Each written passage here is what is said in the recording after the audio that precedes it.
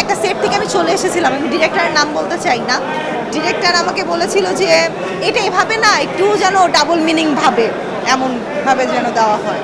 So এই জিনিসটা আমি একটু কারেকশন চাবো।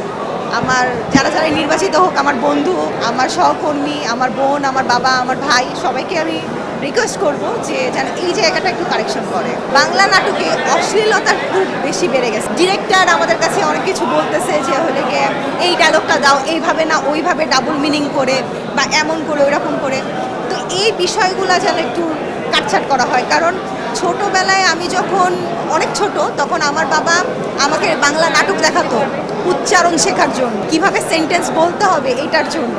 সো আজকে আমি ভবিষ্যতে আমি আমার বাচ্চাদেরকে কি বলবো, বাংলা নাটক দেখো না, কারণ এখানে এমন এমন ওয়ার্ড ইউজ করা হচ্ছে যাতে কি না সমস্যা। রিসেন্টলিও না, প্রায় বছর খানিক হবে আমার সাথে হয়েছিল। একটা সেট থেকে আমি চলে এসেছিলাম, আমি ডিরেক্টরের নাম বলতে চাই না। ডিরেক্টর আমাকে বলেছিল যে এটা এভাবে না, একটু যেন ডাবল মিনিং ভাবে, এমনভাবে যেন দেওয়া হয়। সো এই জিনিসটা আমি একটু কারেকশন চাবো।